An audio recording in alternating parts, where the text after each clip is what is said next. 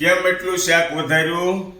મેં ભાઈબંધ મિત્રો જમી લીધું છે ફૂલ પેટ અને એટલું શાક વધ્યું છે. હવે તમે આ ફ્રીજમાં મૂકો ને કાલ બપોરે ખવડાવો.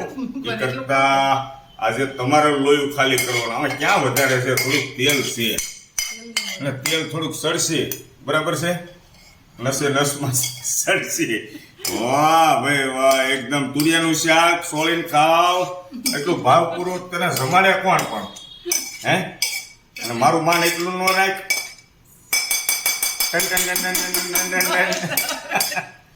બરાબર સરસ મજાનું મિક્સ કરી નાખો અને થોડુંક આચાર નાખવું પડશે અંદર. અરે નહીં ભાવે તો હું તો ખાઉં છું. કાંઈ વાંધો નહીં, પણ મને છે ને તું જોડે છાશ લેશો ને એ નથી ગમતું.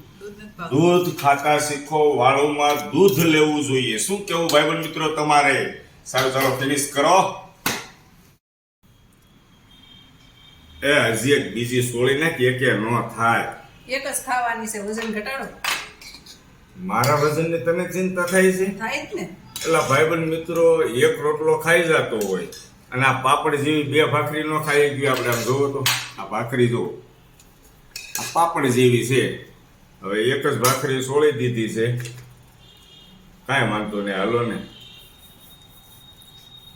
ઘરે નહીં ખાવાતી, બહાર થોડું બધું બંધ થઈ ગયું છે.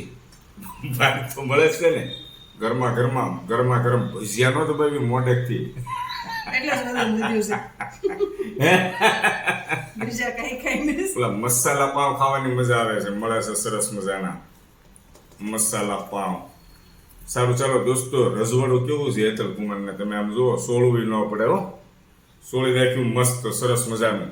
આની અંદર દોસ્તો આપણે છે ને આચાર એડ કરીશું સરસ મજાનું. મને છે ને ટેસ્ટ આમાં જ આવે છે. આહા, મજા આવે. ખાટી કેરીનું અથાણું,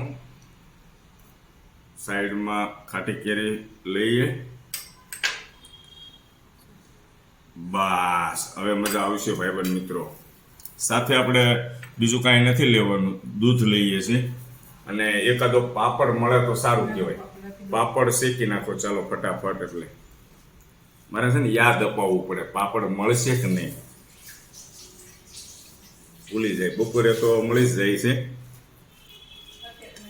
એક ભાખરીનો હું ખાઈ ગયું, તું એમ કહેશો એક ભાખરી લો ખૂટે.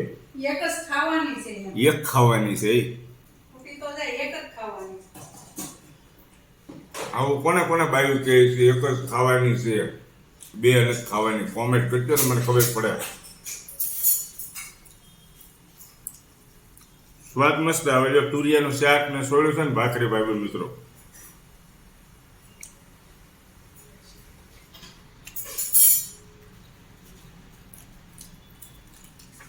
આ પાપડ આવી ગયો, કરકર કરવી.